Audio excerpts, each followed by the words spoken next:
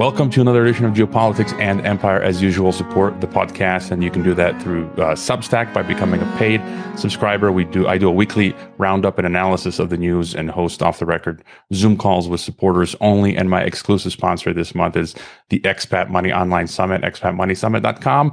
I'll be participating in one of the VIP panels. You got Doug Casey and a whole host of others talking internationalization with a focus on Latin America. You can sign up for free to watch the live stream. I think each day you get 24-hour access. Beyond that, you can use the access code EMPIRE and you'll get 20% off the replay. Returning to the podcast is James Corbett of the Corbett Report to discuss his book, Reportage, Essays on the New World Order. I've got my copy right here. Welcome back, James. I am glad to be back and really debating whether or not I should. Okay, I will. It is not Reportage. It is Reportage. Well, you're the English major, so thanks for that correction. And you know what I say goes. yeah. So we last had you on the podcast, I think, some 3 years ago, and I think it was a smashing episode. Getting your thoughts on the coming totalitarian world biosecurity state, and how are things in general over at the Corbett Report? Well, things are going as well as can be expected given the times that we're living in. And I know, for example, that you picked up recently on my recent article about my trip to Malaysia and the interesting things that happen when we don't have the requisite smartphone / subscription access to, cell services and what have you. And the fact that it's becoming increasingly harder to live, exactly as you've been talking about on your podcast for years and years now. The algorithm ghetto, or whatever you want to call it, is definitely coming for us all. Yeah, I mean, that was a great, not great, but great write-up that you did. And it was just so funny. You interviewed the former, was it Prime Minister? I forget his name again, of Malaysia. And I'd been wanting to contact him because I know he's given some talks previously where he sort of talked about globalism, which is rare for a politician. Mm-hmm. So it was cool that you got to meet him. So I do want to get your thoughts. Maybe I got that question for you about the algorithm ghetto, but I just want to say again, thanks for sending me a copy of the book. I just finished reading it today, finally, and I did sign up as a Corbett Report member as a thanks, and I encourage others to do so as well. And maybe just to get to start, just to get your thoughts on, what brought you to finally publish your first book. In the book you talk about why you write, and in your studies you dreamed of writing, and here you are finally producing a book. Yes, it's a good question, but maybe the real question is the opposite question, not what pushed me to publish this book, but what stopped me from publishing it before. Because as I say in the book, yes, I've always wanted to be a writer. I've always wanted to publish a book. So, in fact, I remember back in the 2008-2009 timeframe where I was starting the podcast, obviously, and getting things going and starting to get things, get the ball rolling down the hill. But it occurred to me, hey, I'm really a writer. I should write a book. This is what I should be doing. So that's where the initial genesis for the idea of writing this book came. And then as I talk about in the book, I started it in 2009 with the expectation that, it'll be done by Christmas. 15 years later, I finally finished the book, which, I don't know, speaks to a number of things. But anyway, here it is. Yeah, that's like my New Year's resolutions. I'll start working out on Monday, but I didn't say which Monday of which year. But I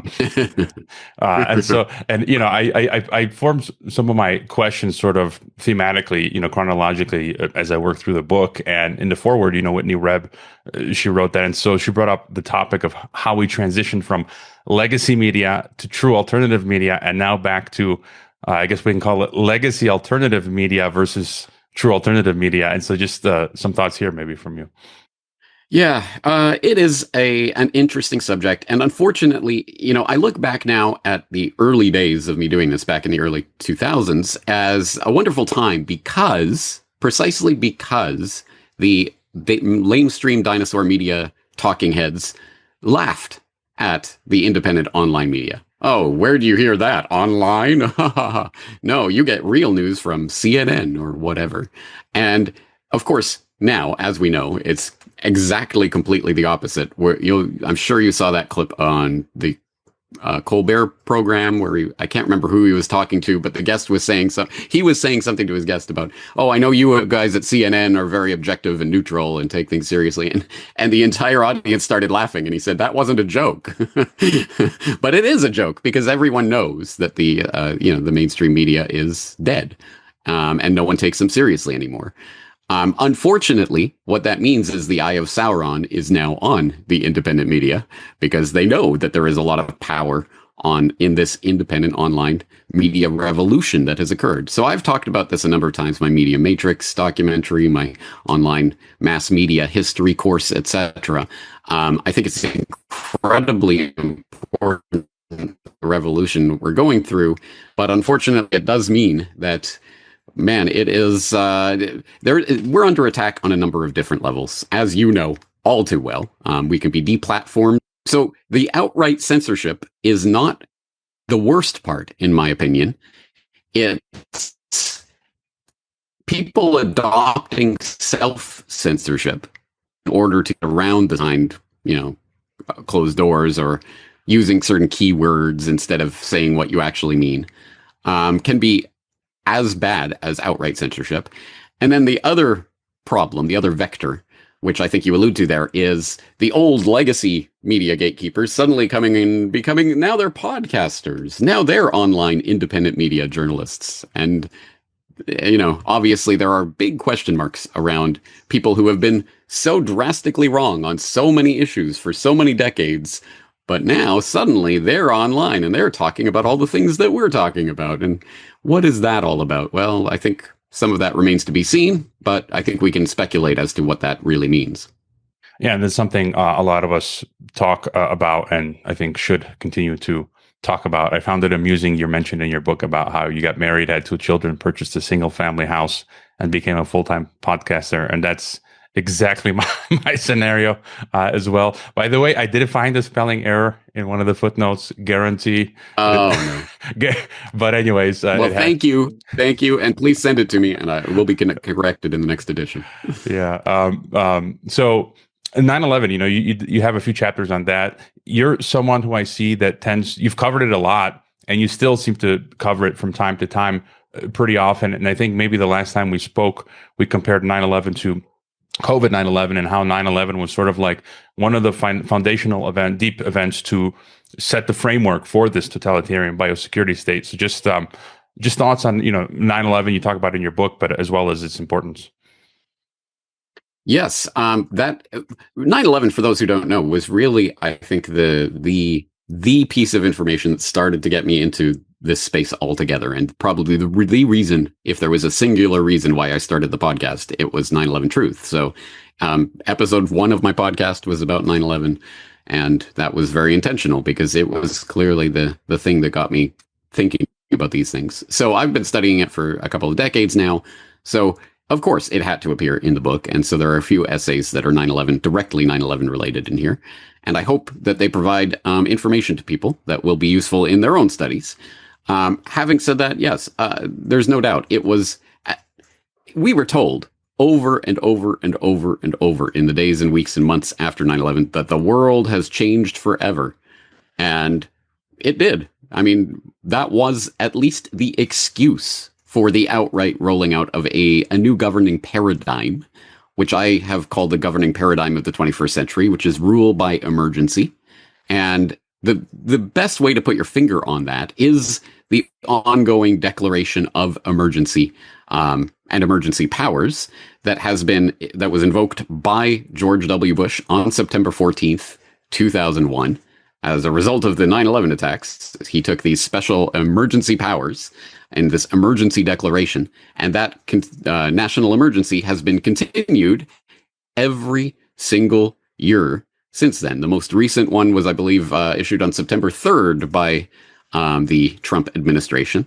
Again, because of the ongoing threat of the terror attacks, we are extending by 1 more year the ongoing national emergency.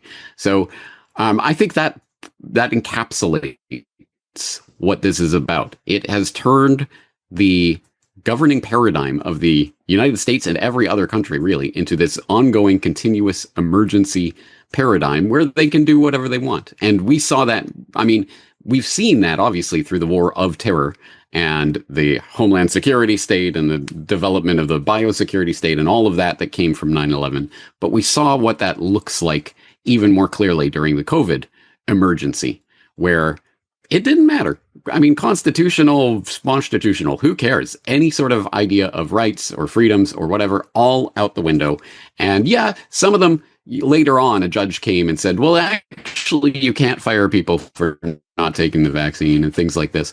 But by that point, it didn't matter. It's already a fait accompli. Well, lots of people had already been fired or forced out of their jobs, etc. So during times of crisis and emergency, the powers that shouldn't be can do whatever they want to you. Or at least that's what they'd like to think. And I'd like to think that the lesson, if we learn any lesson from the past few years or the past couple of decades, it is that this emergency power that the government likes to claim in the event of an emergency only works when we go along with it.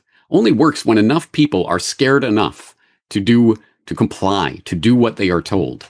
And I would like to think that we should be ahead of the next crisis that is in the works, that they're planning, that they're thinking about already.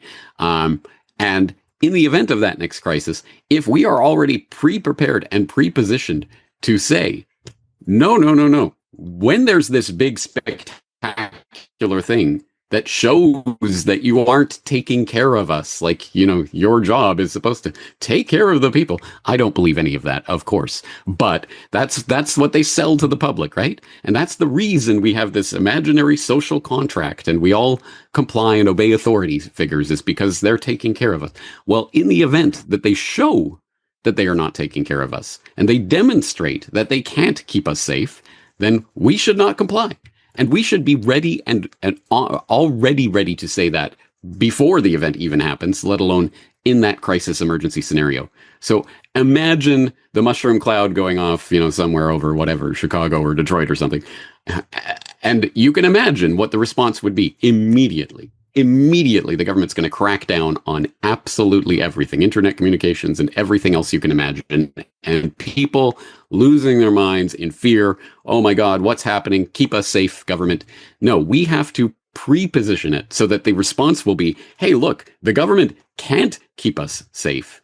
We have to completely alter that narrative so that people do not comply with authorities in the event of that declared emergency, because that is their power. That is the power of the false flag events of all sorts. As long as we panic, freak out, and give over all our sovereignty every time there's an emergency or crisis, they're going to create more emergencies and crises.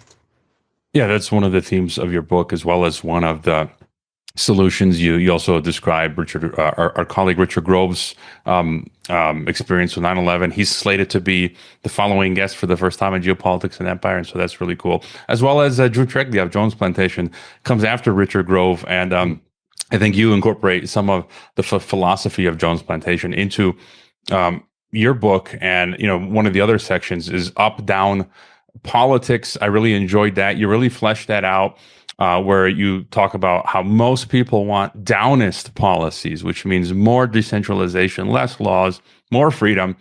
But all we get, left or right, are more power going upward, more centralization, more control, more regulation. And I had a spat this week. It was announced that here in Mexico, someone from Sheinbaum's Morena party proposed 6 years jail for memeing politicians. And I shared that story, and some of my Mexican leftist friends got seriously angry with me. And these are the people who I've explained to that there's only one party in power everywhere, the Upists. And I find one of our biggest problems are these lemmings who are going to run us all off the cliff. And so just, your further thoughts on the false paradigm that has ensnared us. Yes. Well, I'm glad that you enjoyed Up-Down Politics, because it strikes me, and it has struck me for a long time, that part of our problem is I won't even say our inability. It's almost like, that's like blaming the victim. No, we have basically been conditioned into thinking that the entire political universe is the left-right spectrum.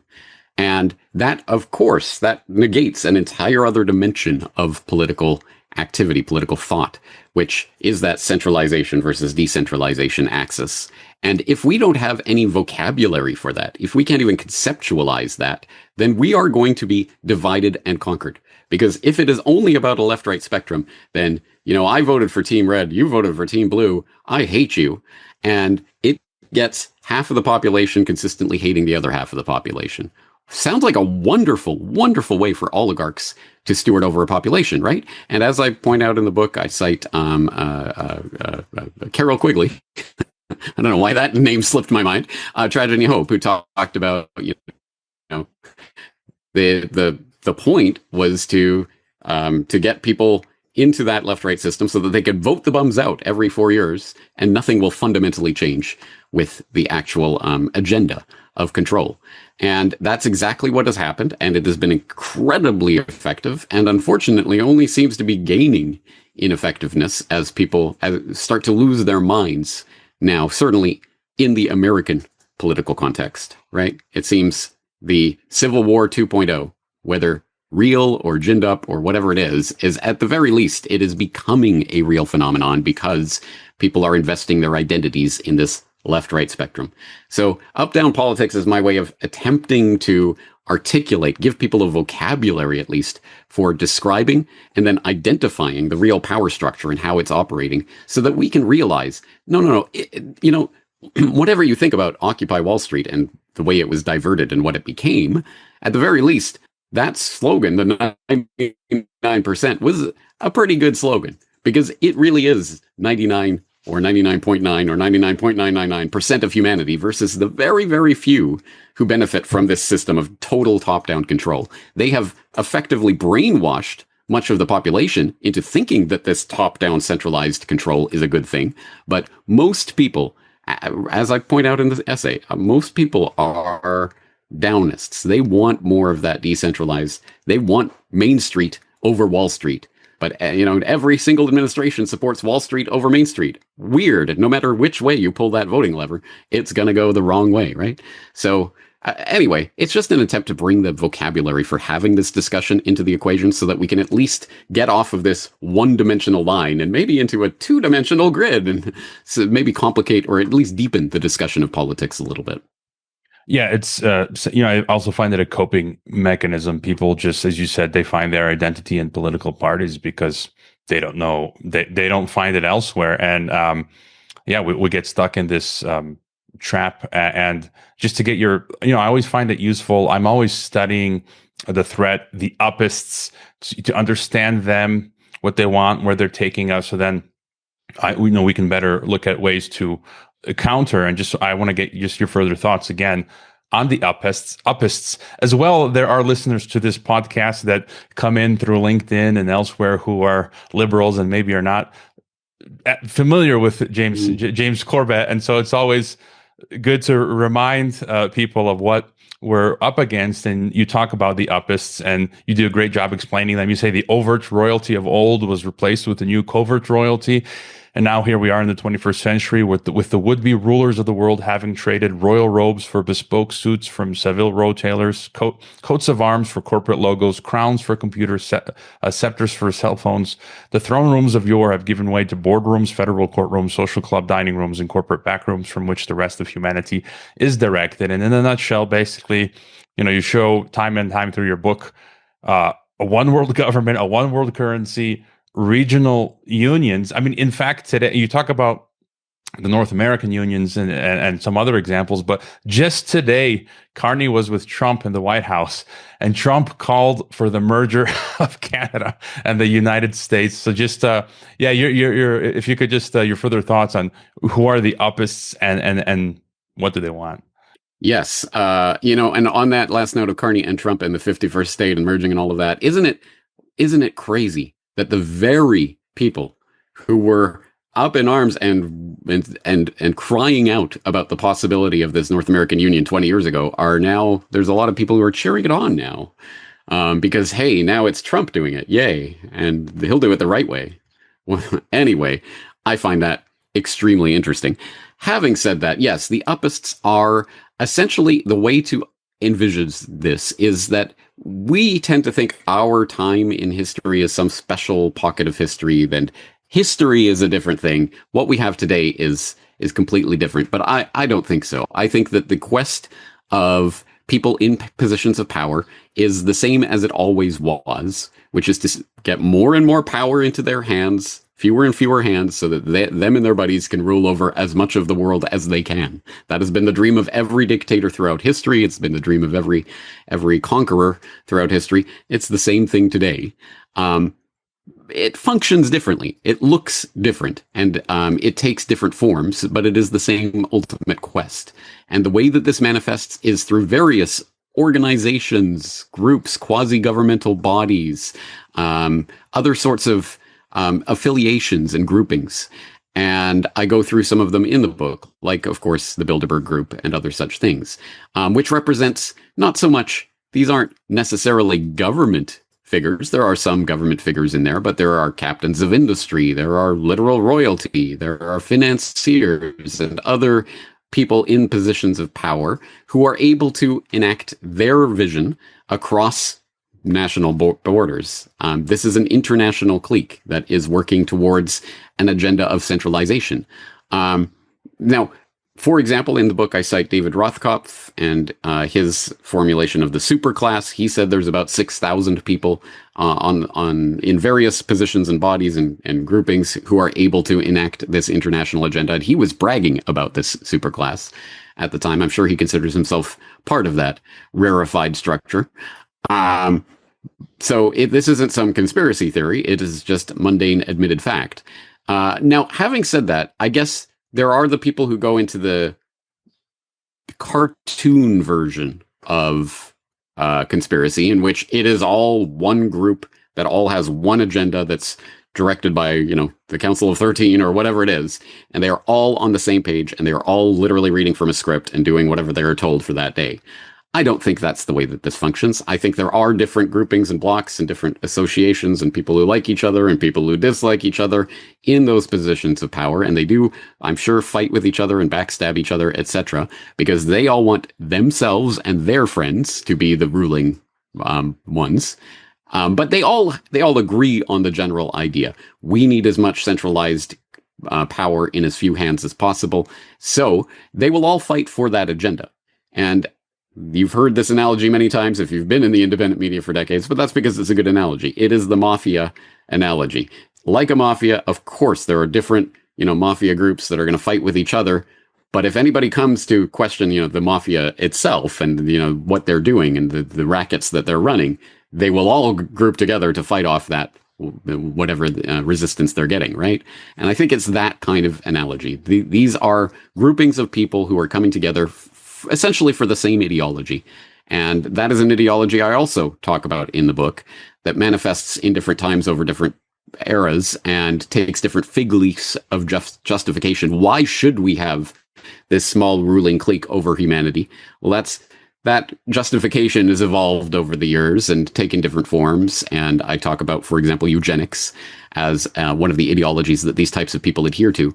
But the long story short is, as Carlin put it, it's a big club and you ain't in it.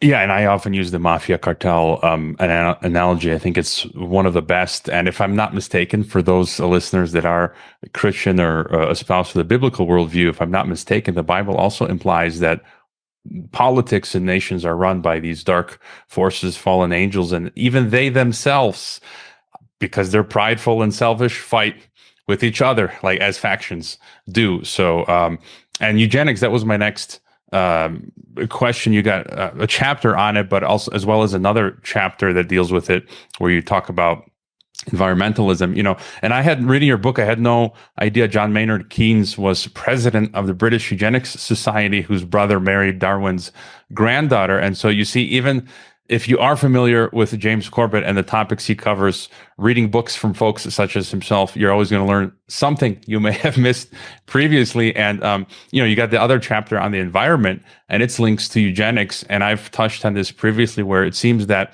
environmentalism of today, or as I call it, climate changeism, is merely eugenics rebranded. And so just any further thoughts there?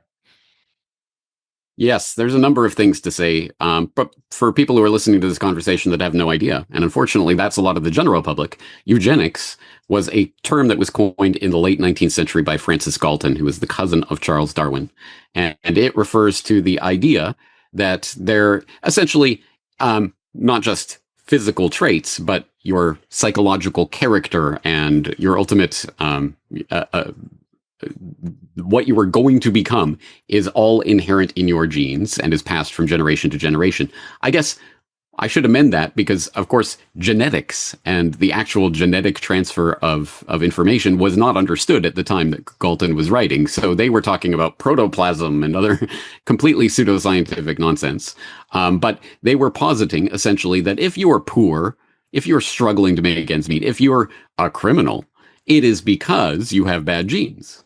And if you're rich, and if you're a part of the British gentry, like a Francis Galton, say, that's because you have good genes. And the whole point of eugenics, good breeding, well-born, the idea is, well, we should encourage those with good genes to have more children and to spread their progeny.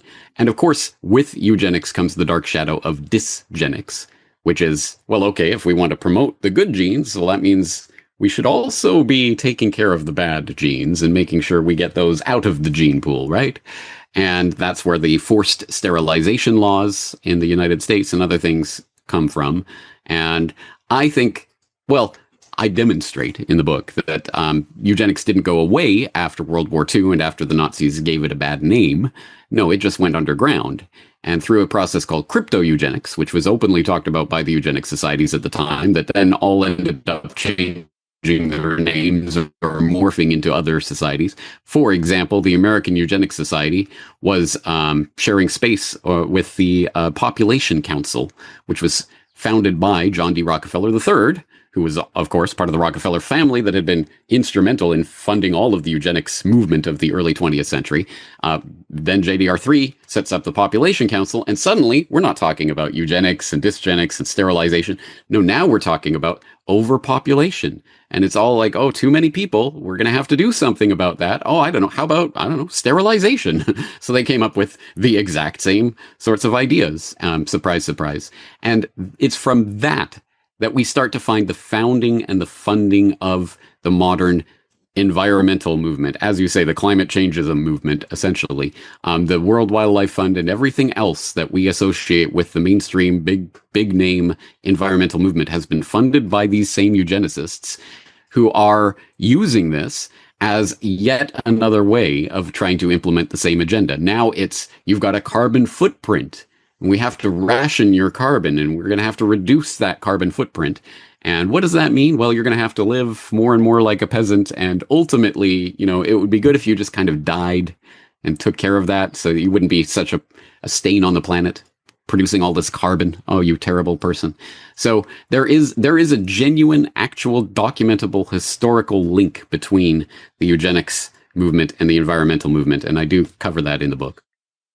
Yeah, and I think this is a good place to segue to my favorite topic, because you mentioned the carbon social credit stuff. And, there's a chapter where you talk about the P-Tech story of 2001, which, again, I wasn't familiar with, but it's related to the topic of what we all know by now, their plans for some sort of cyber terror event, cyber polygon, cyber false flag to push us toward global oligocracy. And you mentioned at the start your experience trying to get breakfast in Malaysia, and for me, I cover ad nauseum this algorithm ghetto, digital gulag, electronic concentration camp. In fact, I highlighted towards the end of the book, you said that so too do I think it is nonsense to believe that any writer of our era could avoid addressing the totalitarian threat of our own age, the move toward a global technocratic biosecurity state predicated on complete control of every human down to the genomic level. So, everything's incoming now, digital ID, CBDCs, Palantir,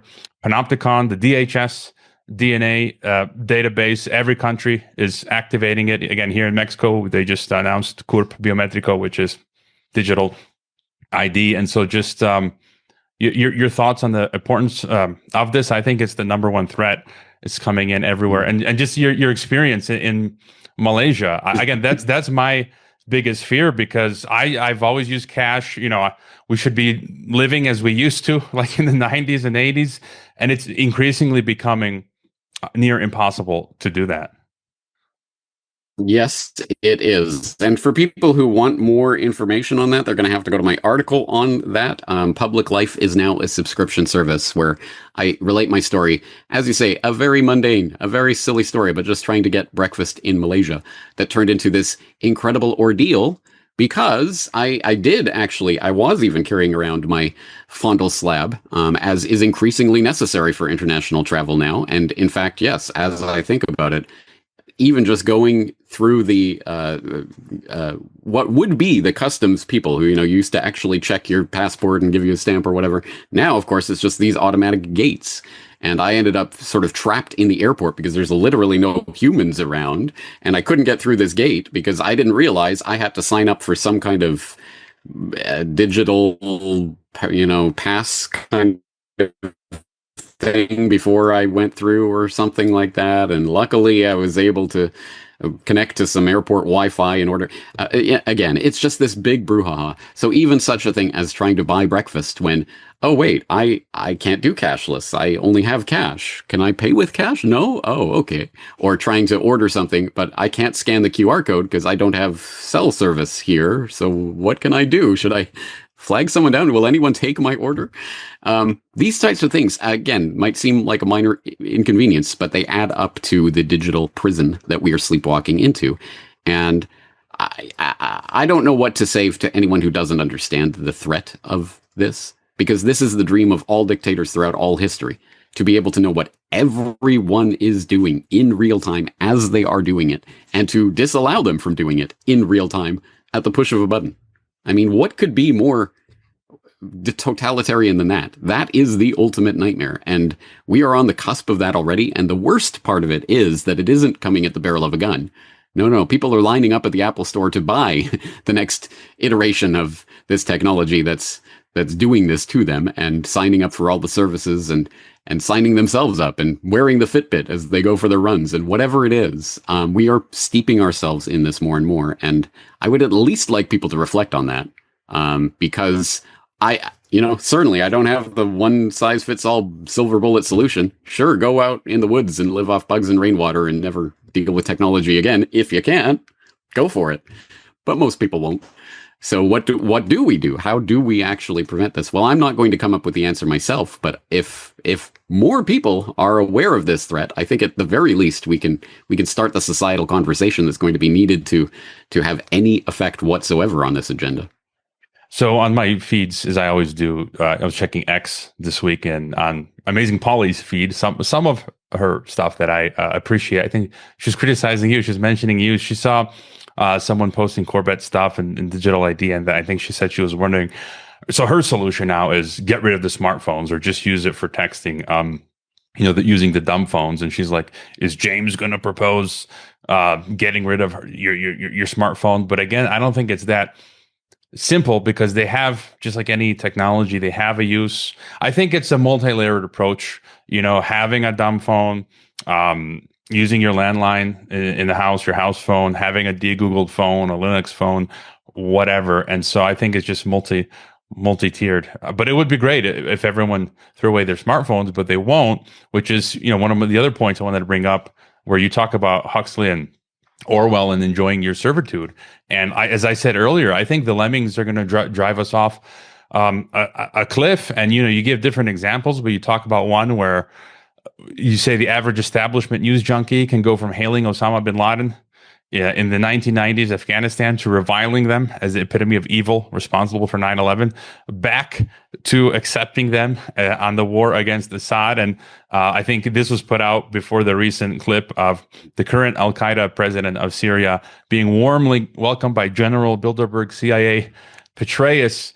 It's just mind-blowing how they do this right in front of our eyes. And so just, any further thoughts on my previous comment, as well as just people loving their servitude?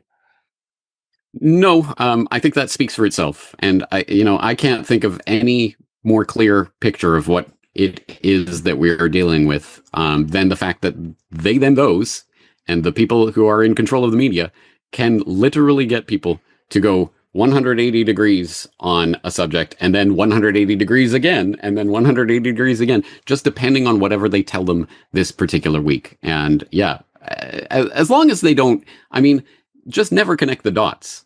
Never say that this Al-Qaeda that you were hailing back in, the freedom fighters in Afghanistan, to suddenly the terrorists in Afghanistan, to suddenly the freedom fighters in Syria. Just never connect those dots for people. Just make sure you isolate and keep those things apart, and you can get people to believe whatever they want. And that speaks powerfully and horribly to what the human mind is capable of, and how deeply manipulable the public is. On the whole, I mean, anyone who has two brain cells to rub together and actually uses them to pursue this information can come across it quite easily and can piece those pieces together and realize they're being lied to, but most people won't. And there are probably a number of reasons for that, but it's just an unfortunate fact that most people don't know or care that Al-Qaeda is now in charge of Syria with the full blessing and support of the U.S. government. Yeah, and that's a powerful, for me as well, example of, what would you call it? I always get it confused. Double think, double speak, where a decade ago, when I was teaching, one of my students was an American. And I was showing the documents of how the West was supporting Al-Qaeda, ISIS, and the student and the family sent an angry letter to my boss, which was of no consequence. But 3D chess, things that we can do. I think you talk about realizing that it's not 2D, but 3D chess, and just not playing their game. Now that you're bringing it up, I'm realizing that this book is very hyperdimensional, because no, it's not a 1D left, right. It's 2D up, down. No, it's not 2D up, down. Now it's 3D. We're moving through space. But yes, as long as we can think more deeply about these things, I'll be happy. Yes, for people who don't know, there is an essay in the book on 3D chess. And I swear to God, at the time that I started that essay, a decade plus ago, that was, if not unique, at least not an overplayed idea. Now it has, of course, become memeified, and then even the memes have become memeified. So now it's about 26-dimensional backgammon or whatever. Oh, Trump is doing some incredible jujitsu move by appointing, this snake in positions of power or what have you. But no, back when I wrote this, I think it was a valuable insight, which is to say that, yes, there are things taking place on the geopolitical chessboard as it's been presented to us that are, there are teams that are fighting against each other, etc. But if we don't understand that those teams are being manipulated from above, by a group or groups of people that can manipulate pieces on that chessboard without us necessarily knowing what's going on, then we'll never understand what is happening. And I cite, for example, the Cold War of the 20th century as an example of that, where, isn't it strange that the Soviets were so actively supported and propped up and helped through technology transfers and Lend-Lease and all of these various programs, nuclear transfer. How did they get the nuke so quickly? Oh, right. It was stolen. It was spies, et cetera, et cetera. Once you piece those pieces together, it's almost as if there was a concentrated attempt to build a boogeyman, which justified not only the ever-expanding military-industrial complex, but also the ever-expanding evisceration of rights at home, because you might be one of them, they're commies. So we got to make sure, we got to crack down at home as well. And in the 21st century, we're starting to see the exact same thing with what I think, maybe I'm biased here in the Asia Pacific, but I think that the 21st century Cold War will be China-US, and it will, I think, probably be the same thing. And we've already had reason to believe that. The various technology transfers and financial arrangements that have been made to make the Chinese dragon of the 21st century, the rising economic and military power of the 21st century, didn't just happen overnight. It didn't happen spontaneously. It is being coordinated. And until we realize that third dimension in which, there are people who are helping to manipulate both sides in this two-sided 2D conflict, until we realize that, we're going to be tilting at windmills, or worse yet, we're going to get caught up in the next war hysteria. You saw what China did to Taiwan. We got to go get them. And people will be swept, as they often are, into war hysteria, and will start to send their sons and daughters off to die in foreign wars.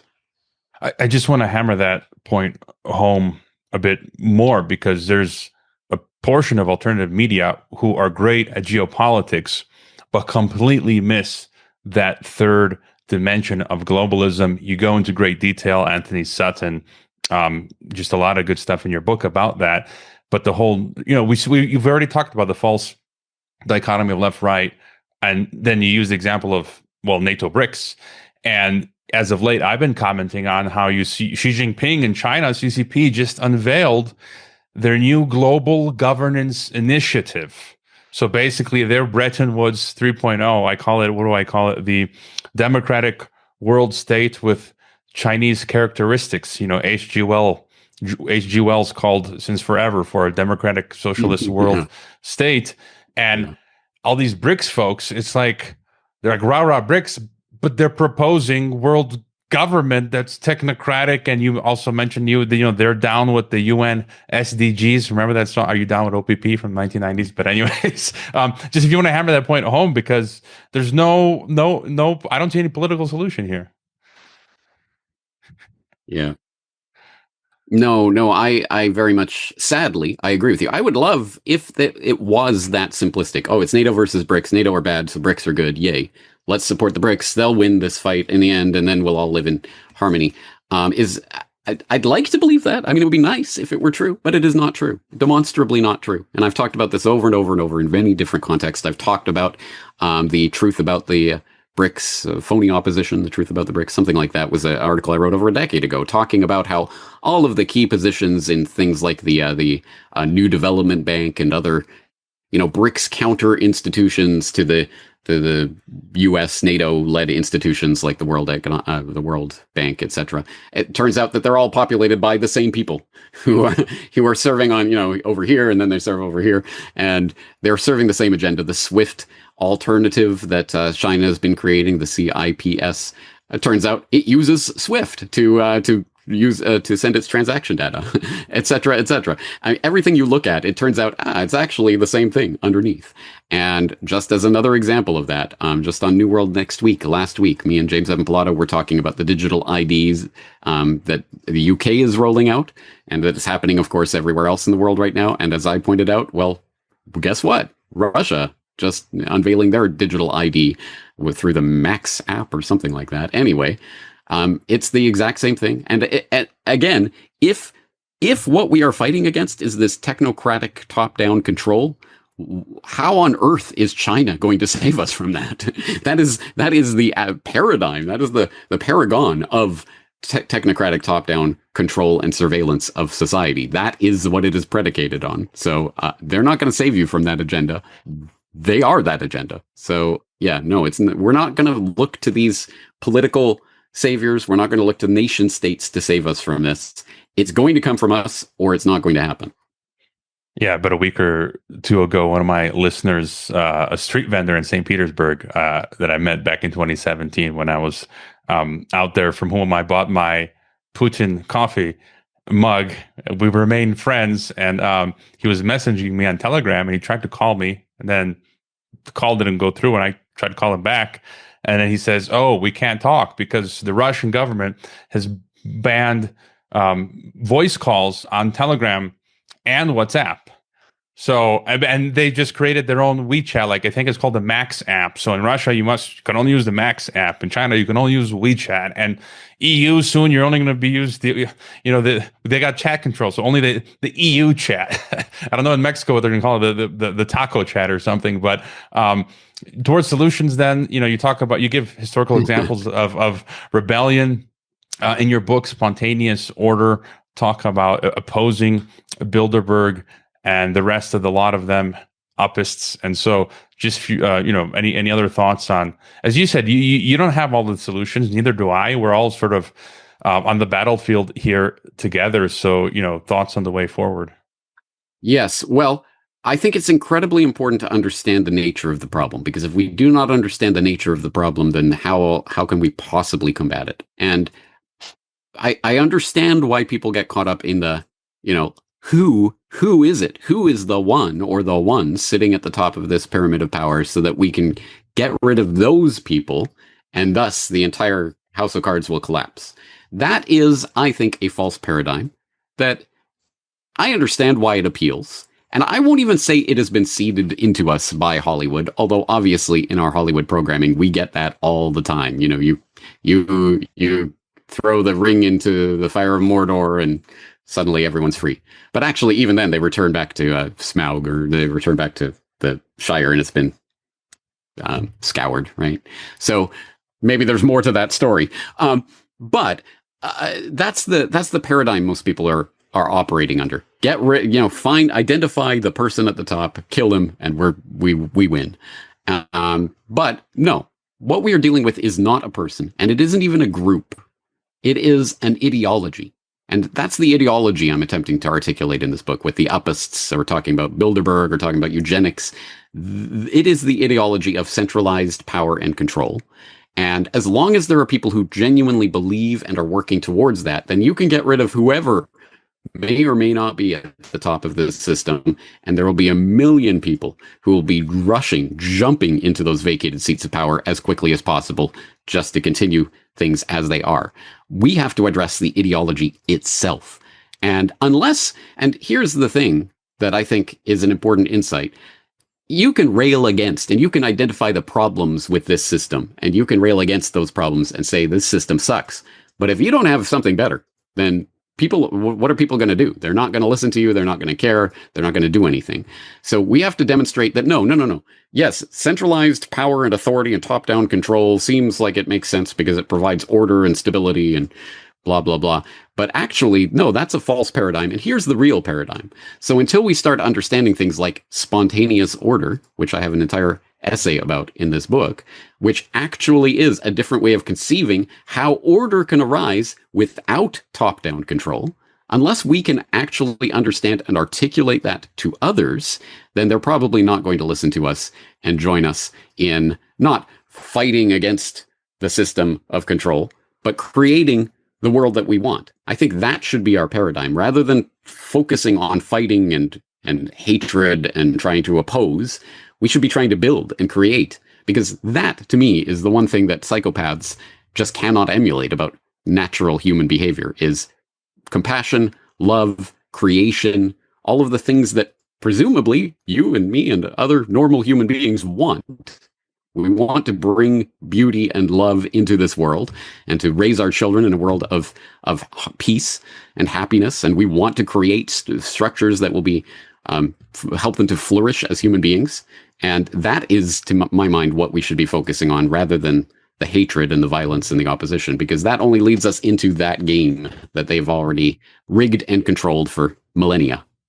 And I think it's implicit in what you're talking about, and I think you've talked about it elsewhere, as have some of our colleagues, just not playing their game anymore, not buying their stuff, not participating in their schemes, not complying, just saying, no, I'm out, and go over here and do other stuff with your friends and family and neighbors. And somewhere in your book, I think it's in the earlier part of your book, you talk about integrity. Basically, there's a quote where you say, "There will come a time in your life, as it does in everyone's life, when you will be asked to compromise your ideals, your beliefs, the very core of who you are, for a few of these colored scraps of paper, money." And I think this is importance. And even today, authenticity is talked about a lot, and people can just see through frauds and people who are faking it these days. So just any thoughts on the importance of integrity and not being able to be bought? Yeah. Well, what can you say about it? I mean, some people can and some people can't, I guess. But the point really of that essay that you're quoting from about the matrix stakes is that the thing is, of course, well, okay, I'm going to get lots of money if I do this thing that will compromise my ideals or principles, but whatever, I'll get lots of money doing it. But what is the money anyway? It's just tokens that are being created by this system that is controlling you. It's just part of the control structure. So getting more of those tokens isn't, I mean, okay, it might provide you with some material comfort, at least for some time, as you get herded into the slaughter pen. Yay? I mean, if people really understood what it was at base, I'd like to think fewer people would would compromise their principles on that. Anyway, I think it's at least something people should think about and have consciously in their mind. Yes, material comfort is a good thing, and I'm not putting down people who are, at absolute poverty, who are just trying to make ends meet. And I understand, you have direct things to worry about beyond the sort of global situation, etc. But having said that, if you're just struggling to make these pieces of paper, this matrix stake money, maybe we should be questioning that paradigm altogether, and whether or not we can create communities and structures that will supersede that game that we are all playing, chasing after those pieces of paper.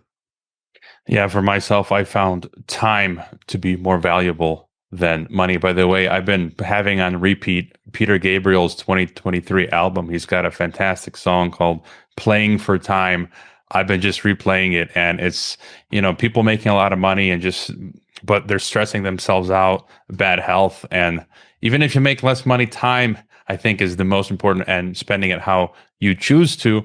And that's, one of my last questions here. You talk about the sense of wonder, which is important, especially people who listen to our podcasts. As of late, I'm finding people just losing it. You had the Charlie Kirk event, and then people saying Charlie Kirk faked his own death. He's in the Valhalla FBI witness protection program. Someone on I think my BitChute comments said, "You're either an agent or too stupid. I'm unsubscribing."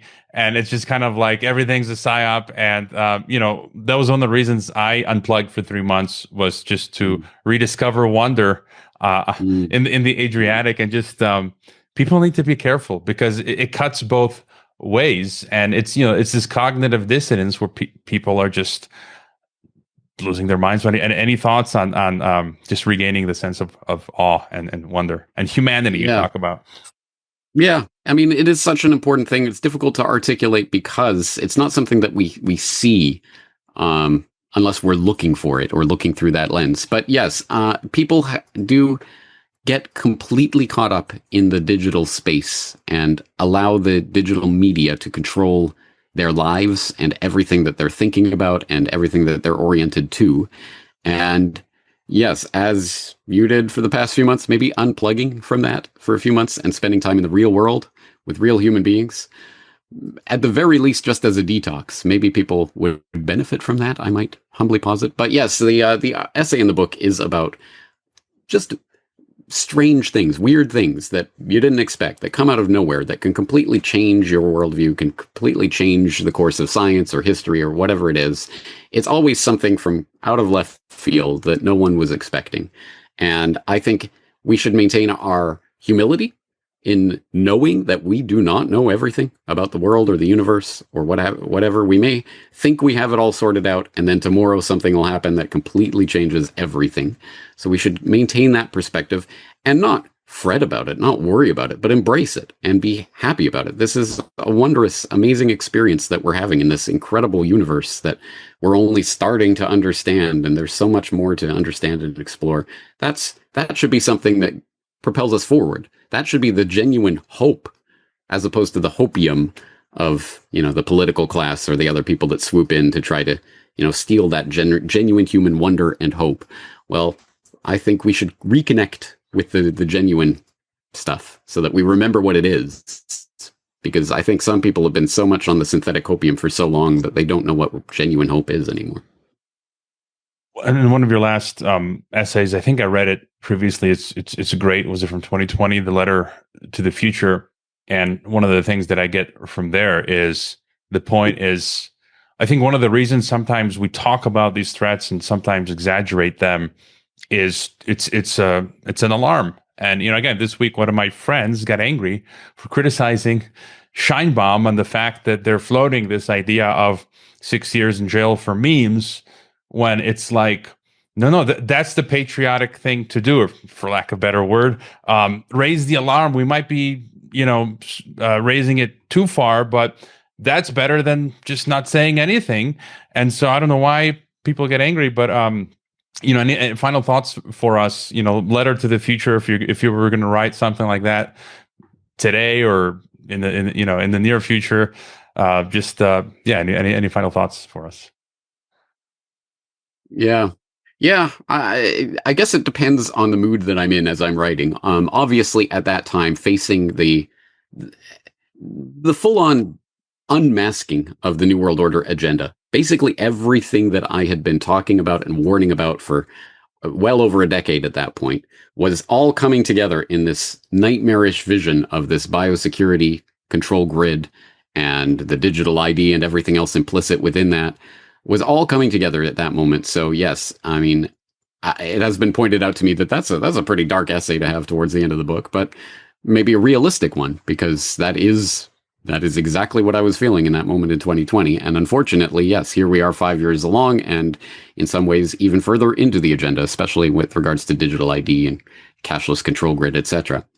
So if I were to write it today, I mean, obviously it would be less about the scamdemic side of it, although that was obviously a key stepping stone. But unfortunately, my analysis may not have changed all that much. I'd like to think that we are creating the better world for our children and the future, but that is not guaranteed at the very least. And sometimes reflecting on what you might say to that future generation is one way of putting into perspective what you are doing today or what you're not doing today to try to make that better world. Yeah, well, we just got to keep doing what we're doing, and as you say, regardless of the outcome, many people think, listeners, I think eventually we win, but the question is, well, I believe we do win, but will I spend the rest of my life in a digital gulag or not? That is the question. Will we? So all of your links are in the description. People can support you by becoming a member, like I just have, or getting the book. If you want to tell us about where people can get the book or your projects, yes, and whatnot. Yes, I'd like to do that. For people who are interested in the book specifically, the best place to go is reportagebook.com. You can order it there directly, either from Ingram, or there will be links to booksellers. It should be available basically at any bookstore because it has an ISBN number, and you give them that ISBN number, they should be able to order it. I heard from someone in Norway who said, well, actually, I went to 3 different bookstores here and they weren't able to order it by that ISBN. So, okay, I don't know. I can't guarantee it's going to get it to Norway or whatever, but at any rate, most bookstores, most places in the world should be able to order it. And people have been asking for a hardcover edition, like you have the collector's edition there, the signed first edition collector's edition. But now there is a retail hardcover that is available for purchase, again, wherever you purchase your books.